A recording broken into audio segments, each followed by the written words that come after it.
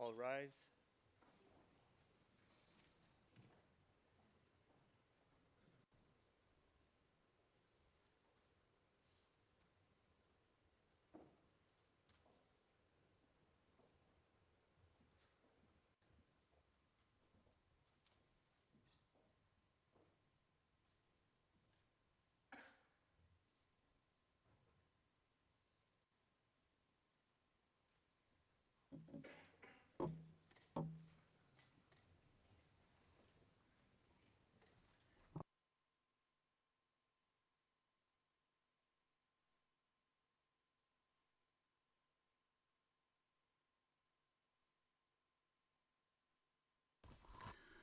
Will the court officer please call the hearing? The special session marking the formal opening of the Judicial Year 2024 is now open. La session spéciale de la Cour pénale internationale marquant l'ouverture officielle de l'année judiciaire 2024 est maintenant ouverte. Thank you. Dear fellow judges of the court, Your Excellencies, honorable presidents of Supreme Courts and other senior guest judges from national, international, and regional jurisdictions, Your Excellency, Madam Vice President of the Assembly of State Parties, Mr. Prosecutor, Madam Deputy Prosecutor, Mr. Deputy Prosecutor, Mr. Registrar, Madam President of the ICC Bar Association, Excellencies, distinguished representatives of states and civil society, I offer you all a warm welcome to the opening of the Judicial Year 2024 at the International Criminal Court. I am truly grateful to see so many national jurisdictions and other prominent courts represented. The company of such esteemed colleagues reassures us and reminds us that the ICC is not alone in its mission. Instead, the court is a part of a global network of jurisdictions united by a common cause, that of justice. This is my last time presiding over the opening of the Judicial Year. On the 10th of March, I will complete my 9 years at the court. The first 6 years, I focused 100% on judicial work. I was just a judge. Once I was elected president, the nature of my work changed quite dramatically. Naturally, I continued to perform my functions as judge of the appeals chamber, but at the same time, I took on of a wide variety of functions related to the court's administration and management, as well as external relations. I announced at the beginning of my term that one of the priorities would be to safeguard the court's independence, and it has remained an important theme for me these 3 years. I have become fond of this annual ceremonial hearing precisely because it underlines that the ICC is an independent and impartial judicial institution. As such, it is also a special kind of international organization which is separate from states. The need to protect the court's independence is very real. This has sadly become very obvious during my term as president, as we have faced various attacks aimed at influencing the court's actions. I became president at a time when the previous ICC prosecutor was still the subject of unacceptable coercive measures imposed by the United States. Fortunately, these were withdrawn soon thereafter. However, the court has since become the target of new attacks. The authorities of the Russian Federation have initiated criminal proceedings against 6 ICC judges and the prosecutor on account of our actions in our official capacity of the court. This is deeply unacceptable attack on the judicial independence at the international level. The court has also been the target of very serious cyber attacks carried out with the objective of espionage. There was also an attempt to infiltrate a spy in the court. I am sure attacks on the ICC will continue. There will always be resistance to the court's mandate from someone, somewhere, but we will remain independent. We cannot compromise the rule of law. Excellencies, ladies and gentlemen, 2023 was an extremely intense year for the ICC, both as regards judicial proceedings as well as investigations and reparations.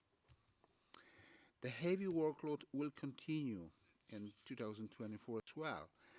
We have a lot of activity in all judicial divisions, including 3 ongoing trials. What you would hope to see, of course, is more suspects in custody. I am worried about the fact that there have been no new arrests in a long time. There are public arrest warrants pending against 15 individuals and possibly a number of other warrants under seal. We need states to step up their efforts to execute the outstanding arrest warrants. Otherwise, we risk the ICC looking like a paper tiger. And we risk heavily empty courtrooms down the line, which would be fine if it were because there is no more impunity or because crimes under international law are no longer being committed. Sadly, it is not the case. The unthinkable suffering of civilians in the numerous conflicts on many continents cannot but torment our minds. Excellencies, ladies and gentlemen, next we shall hear remarks from the prosecutor of the ICC, and after him the president of the ICC Bar Association, who represents the professional voice of independent counsel for the defense and for the victims. Impartiality and the equality of arms are cornerstones of the rule of law. And it is with good reason that we give equal footing at the solemn hearing to the prosecutor and the defense alike. However, before we proceed further, we have the chance to enjoy a cultural performance which has been very kindly arranged for this occasion by the Embassy of the United Republic of Tanzania. I invite Mama's Cultural Group to take the floor. Yeah.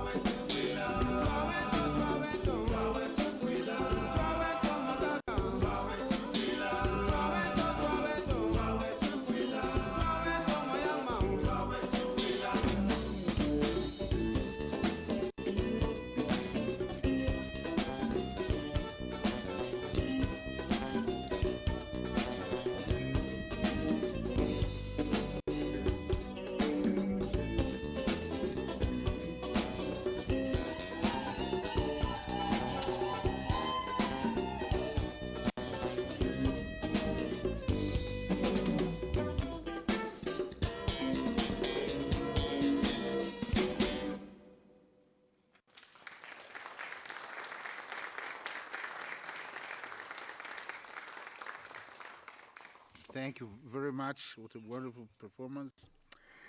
And now I give the floor to the prosecutor of the ICC, Mr. Karim Khan. Please have the floor.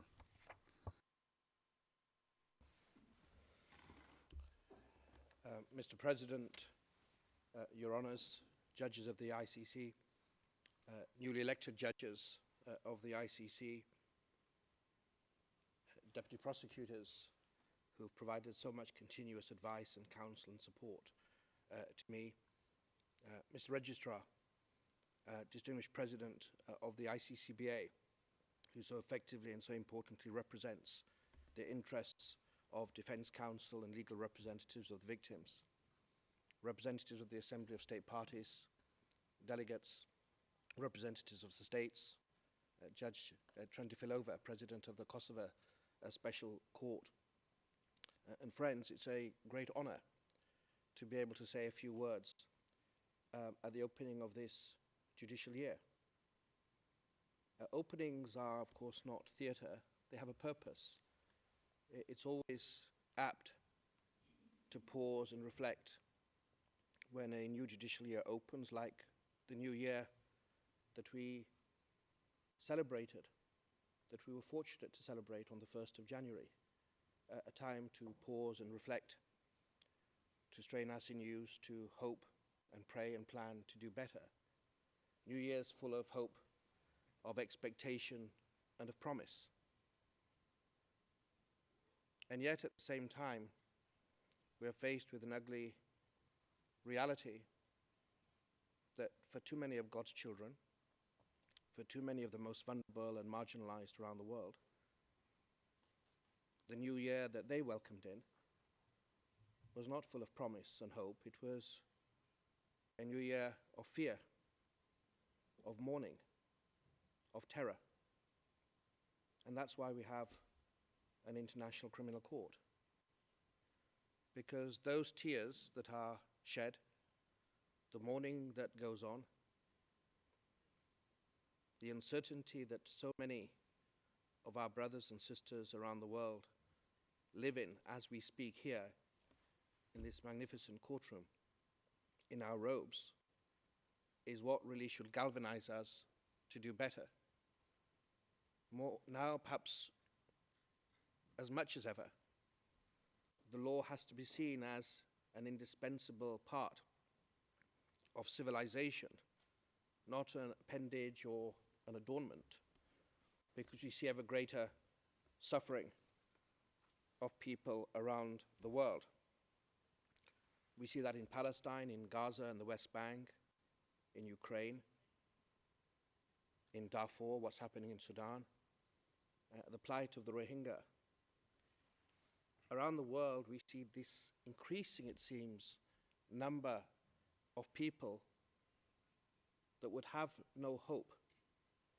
But yet, despite the scars they face, the mourning that they are in, they believe that the international structures will somehow defy the odds, will somehow manage to put a spotlight on what they also require, which is accountability and justice.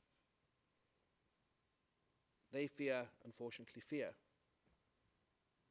They are in fear. There's a feeling of fury and frustration that is palpable in victim communities around the world. I just came back from meeting victims in Darfur, from Darfur in the United Kingdom, and you see them in every community.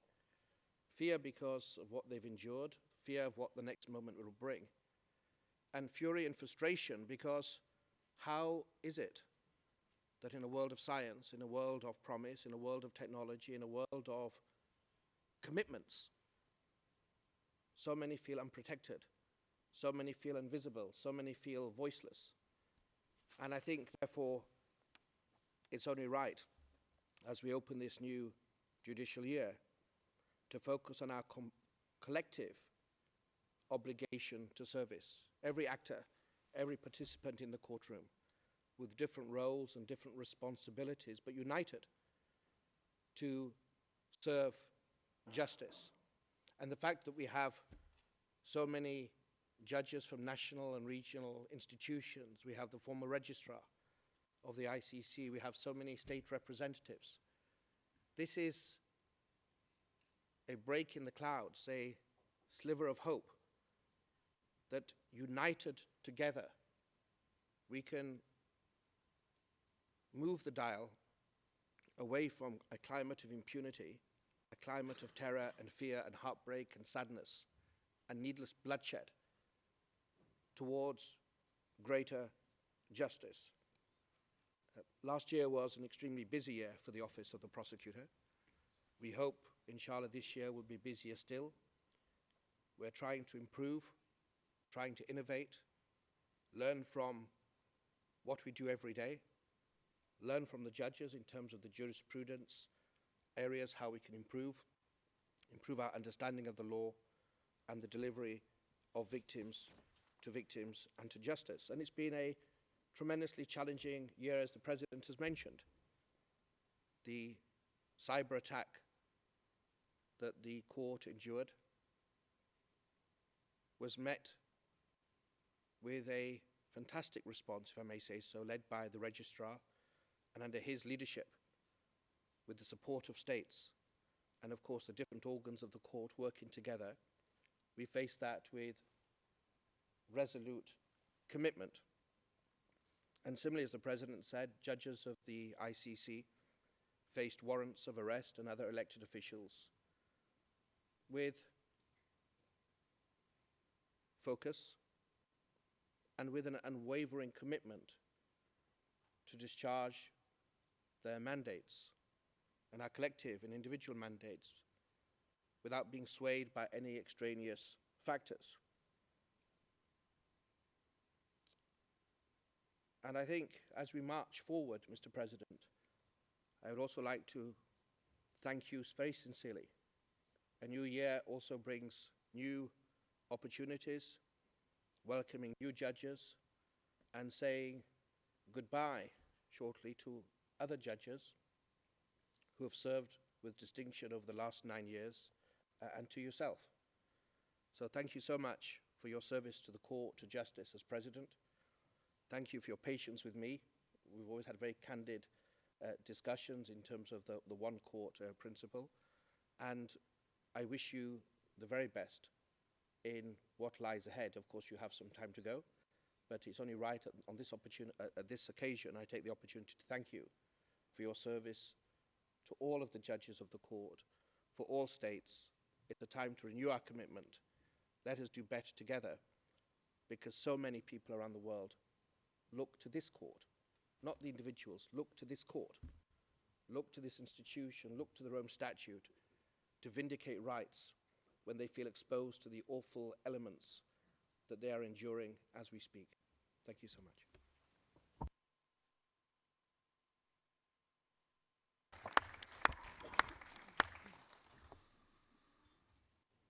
Thank you, Mr. Prosecutor, also for nice word addressed to outgoing judges. And now I invite the President of the ICC Bar Association, Madame Marie-Hélène Poulot, to make remarks. You have the floor. Monsieur le Président de la Cour, Madame la Vice-présidente de l'Assemblée des États parties, honorables juges, Monsieur le Procureur, Monsieur le Greffier, Excellences et chers collègues, j'ai l'honneur de m'adresser à vous encore cette année au nom des conseils externes de la défense et des victimes. Comme vous le savez, la dernière année a été déterminante pour les conseils externes, avec l'adoption de la nouvelle politique d'aide juridictionnelle attendue depuis plusieurs années. Grâce au soutien des États parties et du greffe, les conseils et leurs équipes pourront, nous l'espérons, à l'issue d'une phase de transition, bénéficier de davantage de soutien dans l'accomplissement de leur mandat et de conditions de travail améliorées. C'est un pas crucial pour une plus grande reconnaissance de l'importance du rôle des conseils de la défense et des victimes qui vient à point nommé. Que ce soit au stade initial des procédures jusqu'à la mise en œuvre des réparations, ou de l'arrestation jusqu'à la libération, le travail des conseils externes est garant de l'équité de la procédure et assure le rayonnement de la Cour dans le paysage juridique international. Le projet de justice internationale qui anime cette Cour ne pourrait pas être réalisé sans l'engagement et la passion des conseils et de leurs équipes. Que nous représentions des victimes ou des accusés, nous avons en commun un attachement profond au service de la justice. Your Honors, Excellencies, as we start this new year, we can't escape the fact that conflicts are rife and that lives continue to be devastated by atrocities around the globe. In a world that may seem more uncertain and dangerous with each passing day, justice must remain our guiding light. And for the rule of law to thrive, we need fearless lawyers. We need advocates who will represent victims with heart and soul. Lawyers who will defend their clients tooth and nail, independent of prejudice and public opinion. We need lawyers who are not afraid to do the right thing, even when it's unpopular, controversial, or difficult. ICC external counsel and their teams are made of that cloth, and the ICCBA is proud to represent them and advocate for them. In the year ahead, I hope that we can achieve greater understanding of one another's role before the court and of the challenges we encounter along the way. Whether we are judges, prosecutors, registry officials, or external counsel, we are joined in the long-term effort to realize justice and a better world for future generations. It is my hope that going forward, we can establish a better dialogue and continue to build on our common values while renewing our collective commitment to the foundational values of the rule of law, fair trial proceedings, and equality of arms. And of course, I cannot conclude without thanking you, Mr. President Hofmanski, thanking the vice presidents of the court and all the departing judge for your service of the last 9 years. Without you, justice cannot be done, and we are so grateful for all the work that you have done with us along the way. Thank you so much.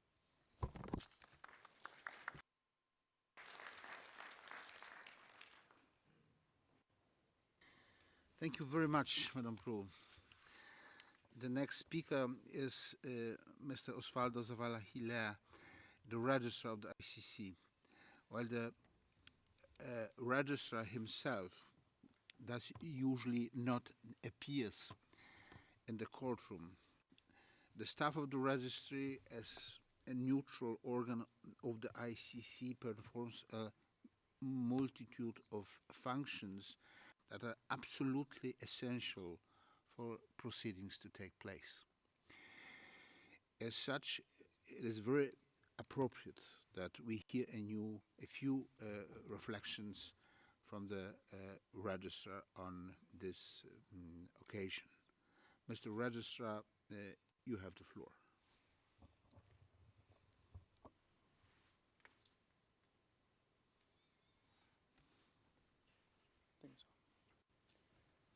Thank you very much, Mr. President. Mr. President of the Court and Vice Presidents, Madam Vice Presidency of the Assembly of States Parties, Your Honors, Mr. Prosecutor, Deputy Prosecutors, Madam President of the ICC Bar Association, Honorable Judge of the African Court on Human and People's Rights, Your Excellencies, distinguished guests, colleagues from the court. It is a great honor to address you today in the opening of the 2024 Judicial Year. The inauguration of a new judicial year is always a valuable opportunity to reflect on the year behind us, and more importantly, to look forward to the challenges and the opportunities that lie ahead. However, we could not do that without giving proper credit to those who have given us so much, and sometimes paid a very steep price for it, to this institution and its cause. President Hovmansky, as your mandate with the court will come to an end soon, allow me to thank you wholeheartedly for your great leadership, for your determination and your commitment, as well as for your friendship and support in good times and in challenging times. We will miss you dearly. I would also like to pay tribute to the 5 other judges whose mandate will come to an end soon. Judge Perrin de Brichambeau, Judge Mindua, Judge Schmidt, Judge Kovac, Judge Chung. Your service and commitment to this court will continue to resonate in our courtrooms and throughout the jurisprudence of the ICC. We are in your debt. Excellencies, ladies and gentlemen, the year 2023 marked a substantial level of activity in the court's history. With simultaneous trials conducted throughout the year, we conducted 123 public court sessions with over 16,500 victims participating in ongoing proceedings. Additionally, we supported approximately 70 witnesses, facilitating their testimonies both in person and via video link. In conjunction with the Trust Fund for Victims, the court has been actively engaged in reparative work in the largest cases encountered so far: the Al-Mahdi case, the Ntaganda case, the Onwin case, the Lubanga case, and finally, the Katanga case, for which the closing ceremony is scheduled for February. Looking forward to the year ahead, we find ourselves in the midst of a paradigm shift. We're witnessing a period where the demands for justice test the capacities of the international community to adequately address them. The court's operational landscape is also undergoing drastic expansion, reaching across 5 continents. Simultaneously, we are confronted with unprecedented security challenges that threaten the very essence of our institution. Notably, arrest warrants have been issued against our prosecutor and 6 judges, including the president of the court, for the first time in history. Additionally, the court was subject to an unprecedented cyber attack a few months ago, the consequences of which were still with us today and will be for the foreseeable future. Security serves as a crucial precondition for the success of our operations, while also forming the foundation for judicial and prosecutorial independence, therefore placing it at the heart of the court's legitimacy. Lack of security, or the perception of insecurity, directly impacts on the perceived legitimacy of our institution, currently threatened by coercive measures implemented against the court and its officials. This new environment is pushing us, the court, to change and to look into re-evaluating existing risks and seriously examining new ones. Specifically, certain operational needs have become immediate and urgent actions must be taken now. For 2024, it is essential to strengthen and increase the number of functions in the area of judicial cooperation in order to empower the decisions and execution of orders issued by the judges. In particular, arrest plays now more than ever a crucial and vital role in the court's life cycle, and without this, the court cannot fulfill its mandate.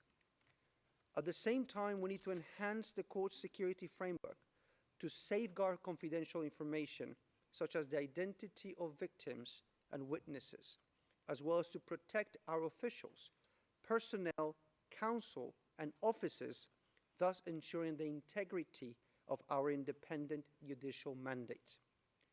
It is therefore our responsibility to collectively and cohesively reinforce not only this court, but our Rome Statute system, setting new and higher aspirations for progress in order to rise to meet to these demands of justice.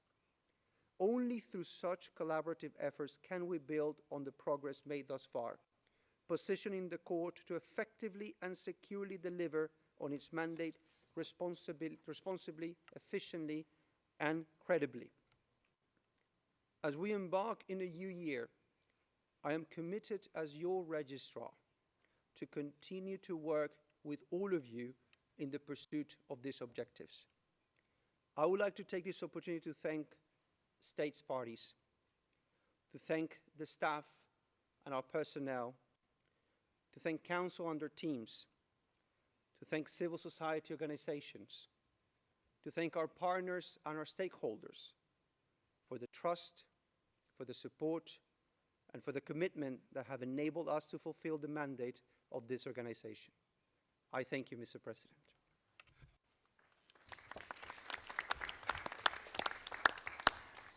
I thank the registrar for his remarks. I will now invite Mama's Culture Group to perform for us for the second time. Please.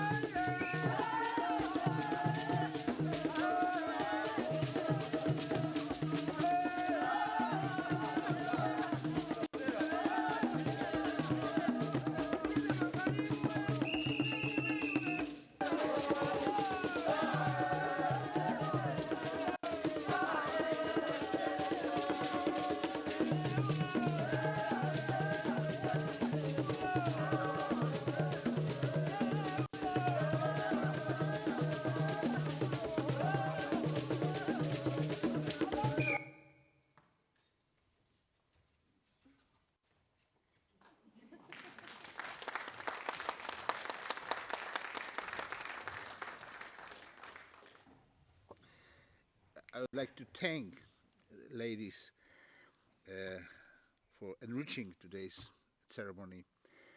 And once more, I thank the Embassy of Tanzania for offering of these lovely performance today.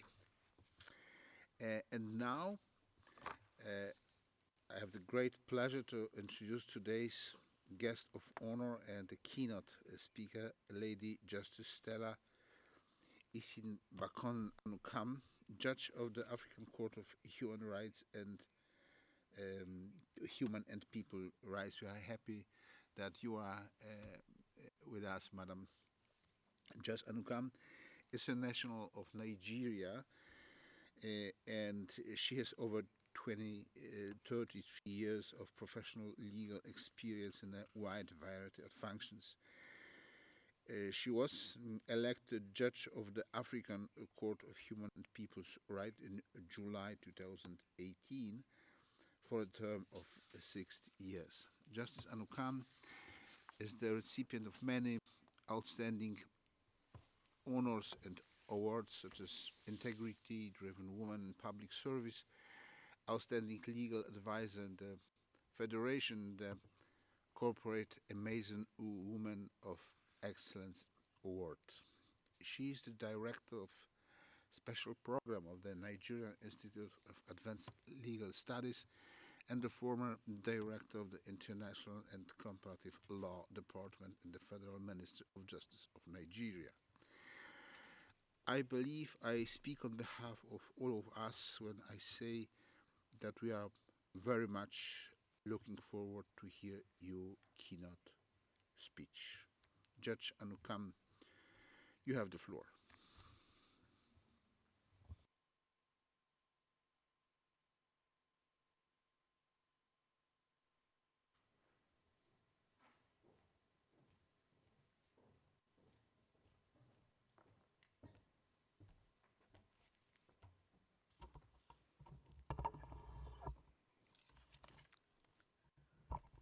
Hello. It's on? Okay. Thank you for that introduction, the Honorable President of the International Criminal Court. I want to begin by apologizing for coming so late. I had issues with flight from Africa to this part of the world. I'll go straight to deliver the paper, the keynote address now. Honorable Pio Homaski, President of the International Criminal Court, Honorable Judges of the International Criminal Court, the Prosecutor of the Court, the Registrar, the President of the ICC Bar Association, President and Senior Judges of International, Regional, and National Courts here present, members of the Diplomatic Corps accredited to the Netherlands here present. Permit me to stand on the already established protocol.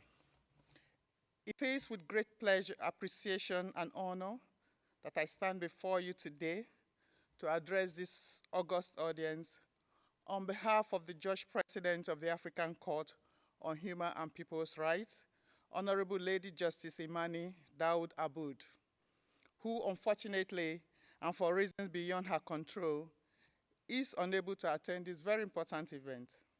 That notwithstanding, please accept warm greetings from Madam President of the Court, all the 11 judges of the court, the Registrar of the Court, as well as the staff of the African Court on Human and People's Rights, with seat in Arusha, Tanzania, East Africa. When we got the invitation, we were indeed very excited. And we had series of topics to select from for the purpose of the keynote address. But after due consideration, we selected one, which is the role of judicial institutions in pursuing sustainable peace, security, and development. You all will agree with me that our world, the world, is in desperate need of peace and security in the times that we are in now. Honorable President and distinguished participants, just over a month ago, precisely on the 10th of December 2023, the whole world mobilized to commemorate the 75th anniversary of the adoption of the Universal Declaration of Human Rights, adopted in 1948. The year 2023 also marked the 25th anniversary of the adoption of the Rome Statute of the ICC. Equally 60 years of the adoption of the Charter of the Organization of African Unity, and 10 years of the adoption of the Africa's Agenda 2063. A common feature linking these instruments is the recognition of the importance of peace, security, and development as not only mutually reinforcing, but interdependent and a sine qua non for a life of dignity. Born out of the ashes of the World War II, the Universal Declaration of Human Rights reminds us that disregard and contempt for human rights have resulted in barbarous acts which have outraged the conscience of mankind, and that it is essential, if man is not to be compelled to have recourse as a last resort to rebellion against tyranny and oppression, the human rights should be protected by the rule of law. Article 28 of the Universal Declaration of Human Rights entitles everyone to a social and international order in which the rights and freedoms set forth in the Declaration are fully realized. Inspired by the Declaration and other instruments of the United Nations, the quest for independence and self-determination in Africa and around the world gained momentum. The preamble of the Organization of African Unity Charter notes that African leaders were persuaded that the Charter of the United Nations and the Universal Declaration of Human Rights provide a solid foundation for peaceful and positive cooperation among states. They were also conscious of the fact that freedom, equality, justice, and dignity are essential objectives for the achievement of legitimate aspirations of the African people. The leaders were further convinced that in order to translate this determination into a dynamic force in the course of human progress, conditions for peace and security must be established and maintained. For its part, the Agenda 2063 recapitulates the conviction of the African people expressed in the Organization of the African Union Charter. The 7 aspirations of Agenda 2063 are finely kitted by a thread that recognizes the intrinsic relationship between human rights, peace and security, and development. I beg to say that without democracy and peace, development is not possible. And without development, peace is not durable. Honorable President, distinguished participants, the intrinsic relationship between peace, security, and development is therefore undisputed. It is recognized and even promoted universally, including through declarations, statements, and other forms of pronouncement. Goal 16 of the United Nations Sustainable Development Goals seek to promote peace and inclusive societies for sustainable development, and to provide access to justice for all and build effective, accountable, and inclusive institutions at all levels. To achieve this, every stakeholder must be facilitated to make their contribution. Achieving sustainable peace, security, and development is therefore a collective responsibility. The judiciary has an even greater responsibility, as judicial institutions can and do play a key role as guarantors of the Constitution and international commitments undertaken by states. Judicial institutions are also a crucial partner in promoting and upholding the rule of law and in ensuring, through their judgments and declaration, a fair balance between peace, security, and development. History teaches us that an independent judiciary is indispensable for the socio-economic and political development of any community. Judges are called upon, therefore, to administer justice on a wide range of issues, touching, among other issues, security, peace, and development. And the manner in which their judgments are perceived may determine the socio-economic and even political stability of any country. It is therefore important for judicial institutions at all levels to instill a sense of confidence in the populace so that the latter can embrace their judgments. Where the people trust the judiciary as a neutral arbiter, there is most likely going to be social cohesion. Citizens are more likely to use the courts to ventilate their grievances and vindicate their rights. They are more likely to use the courts to challenge government excesses and possible abuse of power. The government, on the other hand, will be more likely to govern based on the rule of law, respect for human rights, and fundamental freedom, and in the interests of the people. An independent judiciary, therefore, serves as a check on the possible excesses of the executive and other decision or policy makers to ensure they govern based on the rule of law and respect of human rights. In October 2023, the United Nations and the African Union jointly organized a high-level meeting at Addis Ababa, Ethiopia, on the theme, and I quote, "The nexus between the right to development, human rights, and peace." The meeting restated that there can be no development without human rights, no peace without development, and no peace without human rights. We do not need to go too far.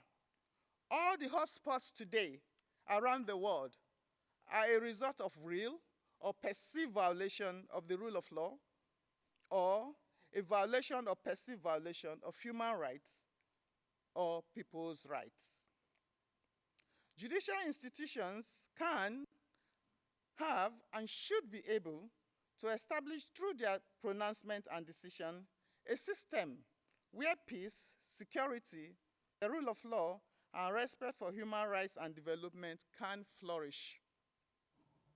Honorable President and dear participants, while regional human rights courts, such as the African Court on Human and People's Rights, may not have direct role in the persuasion to sustainable peace, security, and development, their role in protecting human rights can indirectly contribute to the overall stability and development of the world.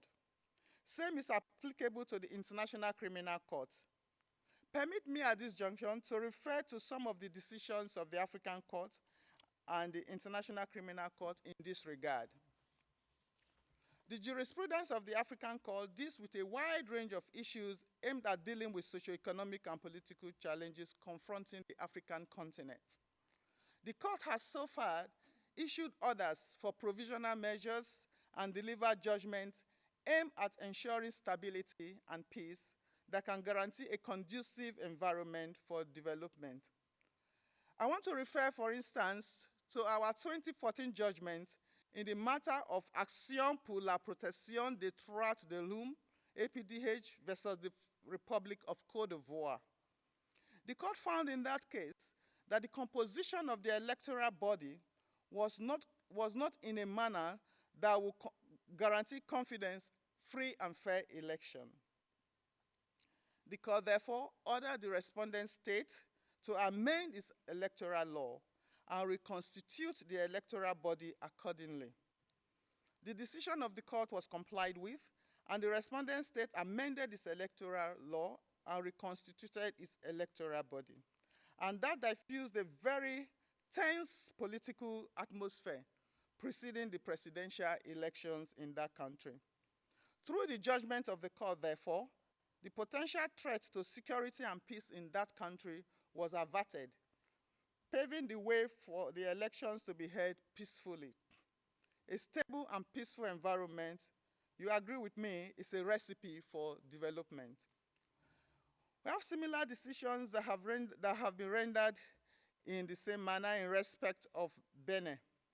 In the application XYZ versus the Republic of Benin, the court held that the respondent state has violated the rights of citizens to participate freely in the government of their country, as provided for in Article 13, Sub 1 of the African Charter.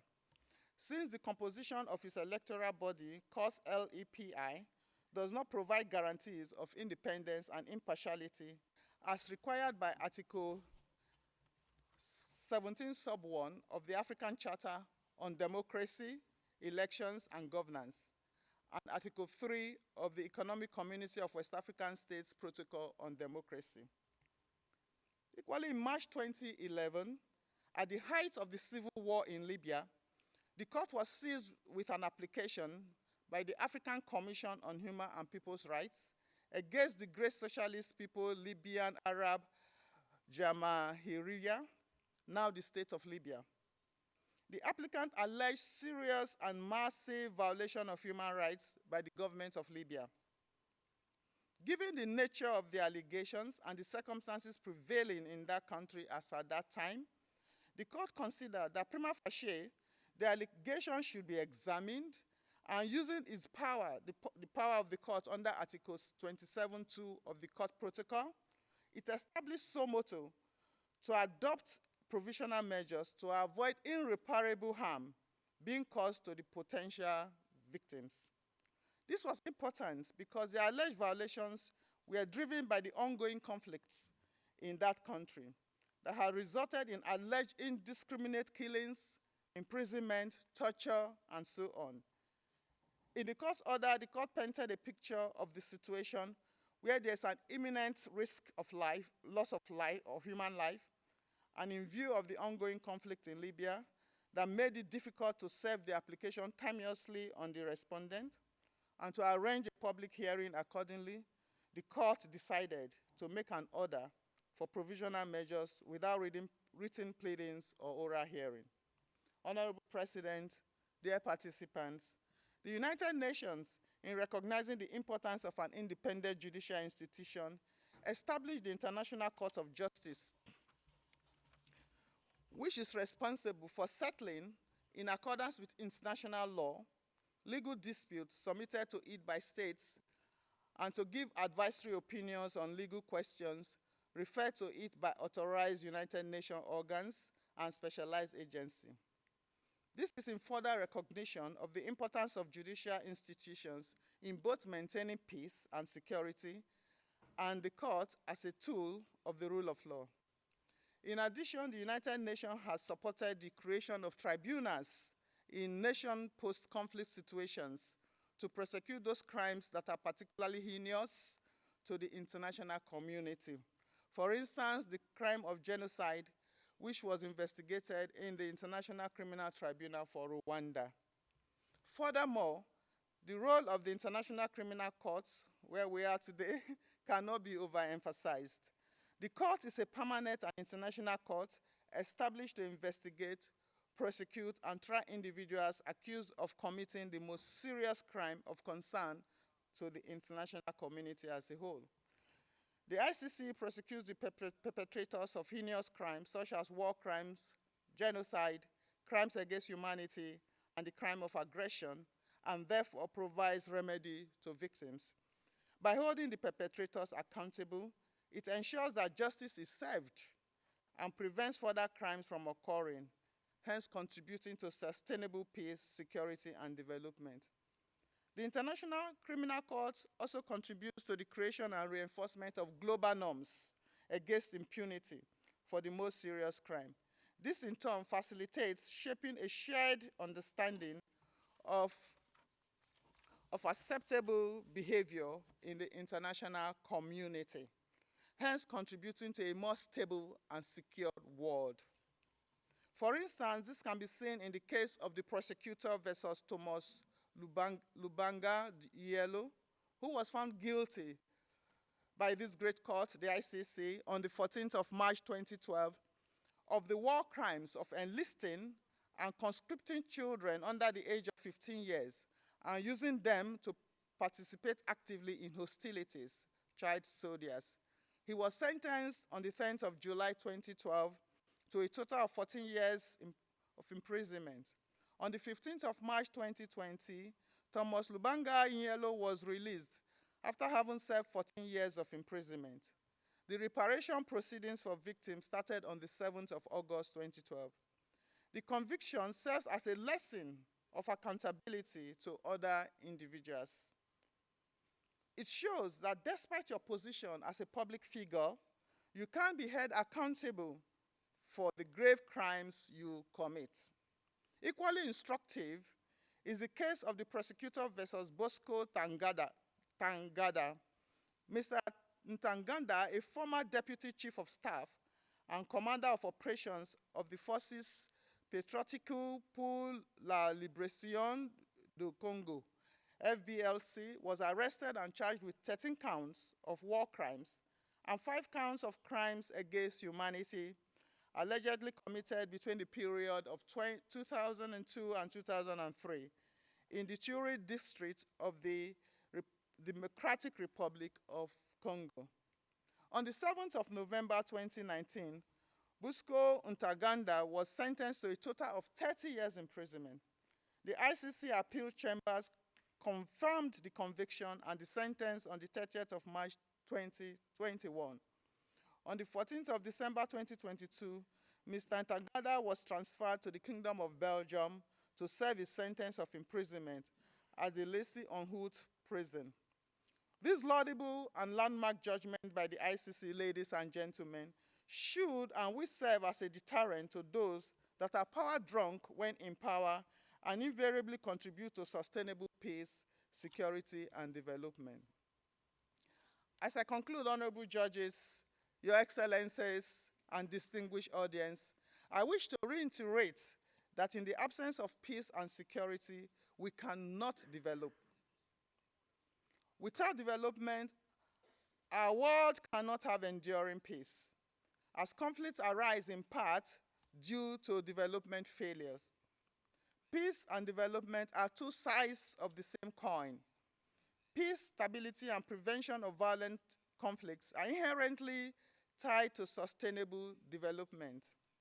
Success today depends not just on preventing conflicts in the traditional sense, but on finding ways of fighting poverty, inequality, and deepening inclusion. The judiciary is at the center of this process. The strengthening of the judicial institutions play a key role in the restoration and consolidation of peace by facilitating the maintenance of law and order and fostering the peaceful resolution of disputes. A stable and accountable justice system, whether traditional or otherwise, can inspire trust and confidence among stakeholders through integrity, fairness, and accessibility, laying a firm foundation for sustainable peace, security, and development to grow. I thank you most sincerely for your kind attention. Taka Gawa, merci beaucoup, obrigado, asante sana.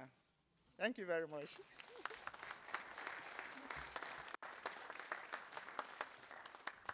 Justice Anukam, thank you very much for your insightful remarks.